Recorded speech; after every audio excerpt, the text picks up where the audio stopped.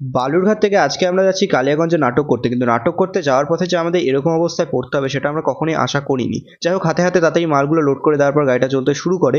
আর কিছু দূর যেতে না যেতেই গাড়িটা থেমে যায় আর আমাদের দাঁড়াতে হয় পেট্রোল পাম্পে, কারণ দাদা পেট্রোল ভরতেই গাড়িতে ভুলে গেছিলো। সত্যি কি অবস্থায় না পড়তে হয়েছিল সে সময়। যাই হোক, অনেক কষ্টে আমরা লোকেশনে গিয়ে শেষমেশ গিয়ে পৌঁছাই। তারপর মালগুলো স্টেজে নিয়ে গিয়ে আমরা সেটের কাজগুলো তৈরি করতে শুরু করি। সেটের কাজ হয়ে যাওয়ার পর আমরা যাই মেকআপ রুমে মেকআপ করতে। আর মেকআপ হয়ে যাওয়ার পর আমরা অপেক্ষা করি কখন আমাদের নাটকটা শুরু হবে। যেহেতু নাটকের ভিডিও সোশ্যাল মিডিয়ায় দেওয়া বারণ, সেই জন্য আমি এখানেও দেইনি। আর ফাইনালি আমাদের নাটকটা শেষ হয় আর এখন আমরা সেটগুলো ব্যাগে ভরছি। নাটক শেষ হওয়ার পর আমার পেয়েছিল প্রচন্ড খিদে আর আমি খেতে বসে যাই। আর আমার সাথে বসেছিল মেঘা।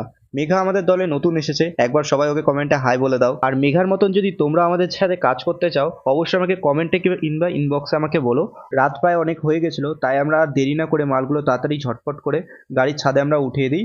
আর ওঠানোর পরে আমরা বাড়ির দিকে যাওয়ার জন্য